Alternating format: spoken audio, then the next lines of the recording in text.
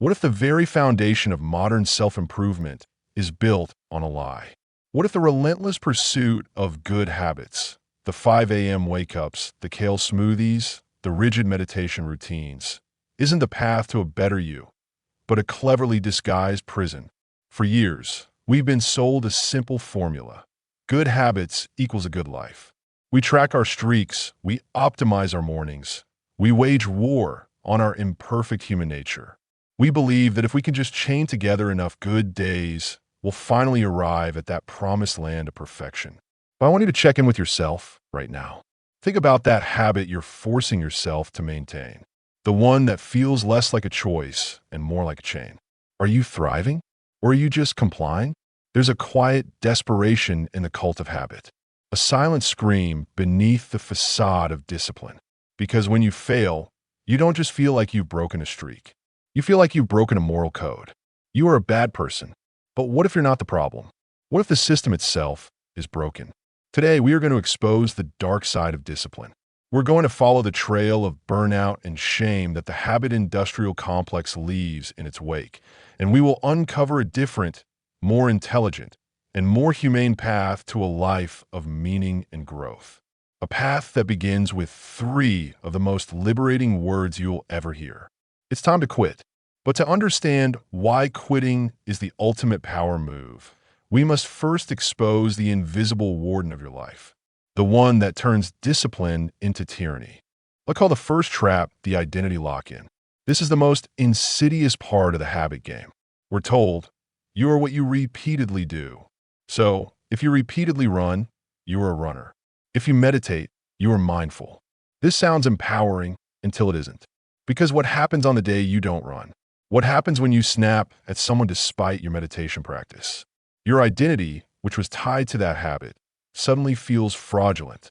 You're not a runner anymore. You're a fraud. You're not mindful. You're an imposter. This creates what psychologists call all-or-nothing thinking. One missed day doesn't feel like a stumble. It feels like an identity-shattering failure. The habit is no longer a tool you use. It has become a cage that defines you. Think of it like this. You build a beautiful, sturdy boat to cross a river. The identity trap is when you get to the other side, pick up the boat, and strap it to your back for the rest of your journey through the forest. It was a useful tool for a specific terrain, but now it's just a crushing, unnecessary weight. We do this with our habits. The 5 a.m. wake-up call that helped you through a chaotic period becomes a sacred law, long after your life circumstances have changed. The strict diet that made you feel healthy becomes a source of anxiety at every social gathering. The habit has stopped serving you. You are now serving the habit. And this rigid attachment creates a psychological monster that feeds on your every slip-up. A monster that ensures you'll never feel truly good enough. This brings us to the second trap, the discipline ego. When your habits become your identity, discipline stops being a means to an end and becomes an end in itself. It becomes a badge of honor, a source of moral superiority. You start to pride yourself on your ability to endure suffering. You wear your exhaustion like a medal. You look at people sleeping in or eating carbs with a subtle, unspoken sense of being better, more evolved. This is the self-improvement arms race, and it's a race you can never win. Because there's always someone waking up earlier, eating cleaner, and meditating longer than you.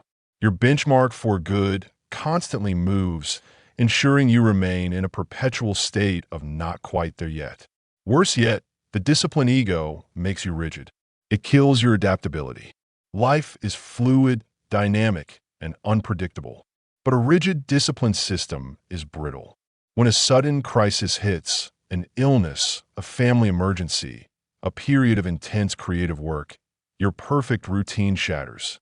And because your ego was tied to that routine, the crisis isn't just a logistical problem. It's an existential one. You didn't just fail to meditate. You failed as a person. This creates a vicious cycle. Rigid, discipline dash, inevitable failure dash, identity crisis dash, shame dash, a desperate, even more rigid attempt to reassert control. It's a recipe for burnout. You're not building a life. You're building a fortress, and you're the lonely guard trapped inside. But the traps are even more cleverly hidden. There's a third layer, one that uses your own biology against you, tricking you into believing your rigid habits are the source of your success, when they might be the very thing holding you back. The third and most surprising trap is the creativity ceiling. Our brains love efficiency. A habit is a cognitive shortcut that frees up mental energy. This is great for brushing your teeth. It's catastrophic for creative thinking and problem solving. When your days become a perfectly optimized sequence of automated behaviors, you are essentially running on a neurological script. You're following the same neural pathways day after day. You stop encountering novelty. You stop being surprised. And surprise is the oxygen of innovation. Breakthrough ideas, moments of insight, and novel solutions don't come from a mind that is running on a predetermined track. They come from unexpected connections, from chaos, from taking a wrong turn and discovering a new path. Think of the most inspired people in history. Did they have color-coded planners and bulletproof morning routines? Or did they have messy desks, weird sleep schedules, and a willingness to follow a curious thought down a rabbit hole for days on end? Rigid habit systems sterilize the environment in which genius can grow. They eliminate the fertile chaos that is essential for breakthroughs. Furthermore, this constant automation trains your brain to be a follower of routines, not a creator of new possibilities. You become an executor, not an explorer. You get better and better at doing what you already know, while your ability to learn something entirely new atrophies. Your good habit of checking tasks off a list might be killing your great habit of spontaneous, deep work. Your good habit of a rigid sleep schedule might be robbing you of the mysterious insights that only come at 2 a.m. The system designed to make you productive is, in fact, making you predictable. And in a world that rewards adaptability, predictable is a dangerous thing to be. So, if rigid habits lead to identity crises, ego-driven burnout, and creative stagnation, what is the alternative? How we build a life of growth without building our own prison? The answer lies not in better discipline, but in something far more powerful and infinitely more flexible. The alternative is to shift from being a habit robot to being a system architect. A habit is a single, fixed behavior. A system is a set of principles and flexible practices designed to achieve an outcome, no matter what life throws at you. Let's make this practical.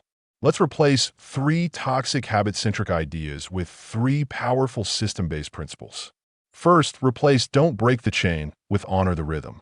Life has seasons. There are seasons of intense output and seasons of necessary rest. A rigid habit ignores this. A smart system embraces it. Instead of forcing a 10K run every single day, your principle is move my body meaningfully most days. Some days that's a run. Some days it's a walk. Some days, when you're sick or exhausted, it's gentle stretching. The outcome, a healthy body, is the same, but the path is humane and adaptable. Second, replace "no excuses" with smart filters. No excuses is a brutal, self-punishing mantra. A smart filter asks a simple question when you want to skip a habit. Am I making an excuse? Or am I listening to a valid need? Skipping the gym to binge-watch TV is an excuse. Skipping the gym because you only slept 4 hours and your body is screaming for rest is listening to a valid need. Your system should have room for life to happen. Third, replace "optimize" with "energize." Stop asking, "Is this the most productive use of my time?" Start asking, "Does this activity give me energy or drain it?" That good habit of networking at events might be draining you, while the unproductive habit of tinkering in your garage might be your true source of fuel and inspiration. Design your system around what energizes you, not what an optimization guru says you should do. A system is a living, breathing thing. A habit is a fossil. So, how we practically make the shift? It starts with conducting a habit audit. You need to become a detective in your own life, investigating which habits are serving you and which ones you are serving. Take out a piece of paper, mentally or for real.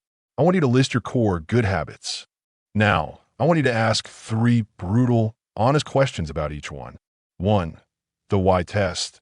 Do I do this because I truly value the outcome, or because I value the identity of being the kind of person who does this? Is your meditation about peace, or about being a mindful person? Be brutally honest. 2. The energy test. Does this habit fill my tank, or does it drain it? Does your morning routine leave you feeling energized and ready for the day, or exhausted and resentful by 7 a.m.? 3. The cost test. What is the hidden cost of this habit? What am I saying no to by saying yes to this? That hour at the gym every day, is it costing you an hour of deep work on your novel? That rigid meal prep, is it costing you the spontaneity and connection of shared meals with friends? Any habit that fails 2 or more of these tests is a prime candidate for strategic quitting. Quitting here isn't failure. It's a strategic redeployment of your finite time, energy, and willpower. It's the wisdom to recognize that a tool that helped you cross one river might sink you in the next.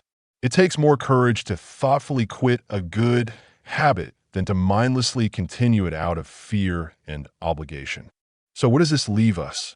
Should we all abandon structure and live in chaotic bliss? No.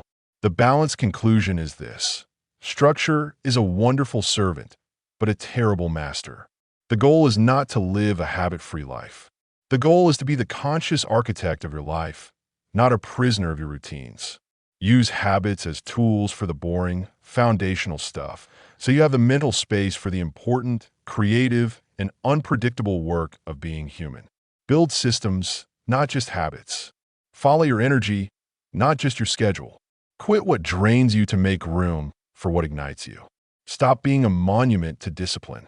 Start being a river, constantly flowing, adapting to the terrain, and powerful not because of its rigidity, but because of its ability to change course. Quit your good habits. Reclaim your life.